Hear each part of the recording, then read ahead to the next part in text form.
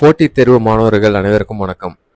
இந்த வீடியோவில் நம்ம தமிழக காவல்துறையினர் மற்றும் அவர்களை சார்ந்துள்ளவர்களுக்கான திட்டங்களை தான் பார்க்க போகிறோம். சிற்பி திட்டம், இதோட ஃபுல் ஃபார்ம் பார்த்தீங்கன்னா ஸ்டூடெண்ட்ஸ் இன் ரெஸ்பான்சிபிள் போலீஸ் இனிஷியேட்டிவ்ஸ்.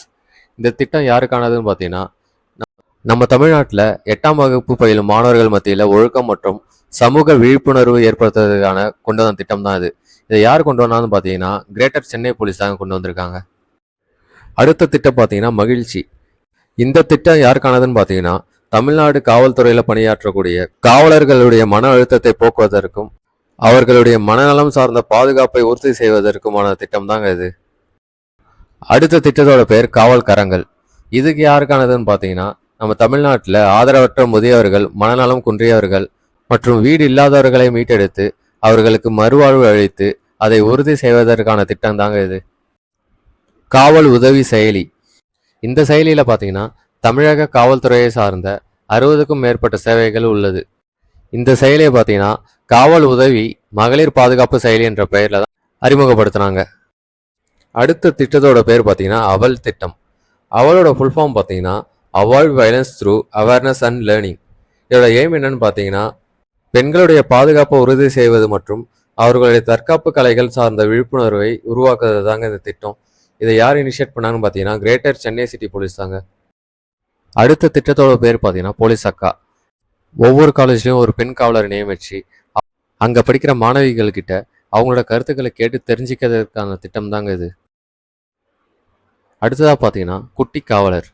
இது யாருக்கானதுன்னு பார்த்தீங்கன்னா பள்ளி மாணவர்களுக்கான சாலை பாதுகாப்பு விழிப்புணர்வை மேம்படுத்துவதற்கான திட்டம் தாங்க இது. இந்த ஸ்கீமை பார்த்தீங்கன்னா தமிழக அரசு மற்றும் கோயம்புத்தூரில் உள்ள உயிர் அறக்கட்டளை தாங்க துவக்கி வச்சாங்க. அடுத்தது பார்த்தீங்கன்னா ஆப்ரேஷன் கஞ்சா வேட்டை. இதை 2021ஆம் ஆண்டு தாங்க கொண்டு வந்தாங்க. இந்த திட்டம் எதுக்குன்னு பார்த்தீங்கன்னா தமிழகத்தில் போதைப் பொருட்கள் புழக்கத்தை கட்டுப்படுத்துவதற்கான திட்டம் தாங்க இது. இந்த ஆப்ரேஷன் பார்த்தீங்கன்னா கிரேட்டர் சென்னை சிட்டி போலீஸ் தாங்க கொண்டு வந்திருக்காங்க. அடுத்ததாக பார்த்தீங்கன்னா ட்ராக் ஏடி செயலி. இந்த செயலி எதுக்குன்னு பார்த்தீங்கன்னா கிரிமினல் குற்றவாளிகள் பற்றிய விவரங்களை எல்லாம் டிஜிட்டலில் மாற்றுறதுக்கான செயலி தாங்க இது. அடுத்ததாக பார்த்தீங்கன்னா பறவை திட்டம்.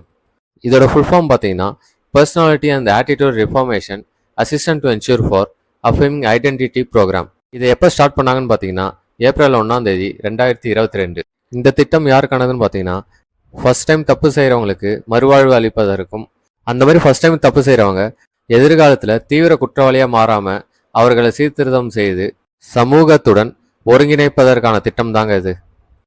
அடுத்ததாக பார்த்தீங்கன்னா தமிழகத்தில் உள்ள சிறைத்துறைக்கான சில திட்டங்களை பார்க்கலாம். இந்த திட்டத்தோட பேர் பார்த்தீங்கன்னா பட்டம். இதோட ஃபுல் ஃபார்ம் என்னன்னு பார்த்தீங்கன்னா personality and attitude transformation through therapeutic assistance and management. இந்த திட்டம் யாருக்கானதுன்னு பார்த்தீங்கன்னா தமிழக சிறையில் தண்டனை பெறும் சிறைவாசிகளுக்கான திட்டம் தாங்க இது. அவங்களோட சீர்திருத்தம், மறுவாழ்வு மற்றும் மறு ஒருங்கிணைப்பை உறுதி செய்கிறதுக்கான திட்டம் தாங்க இது.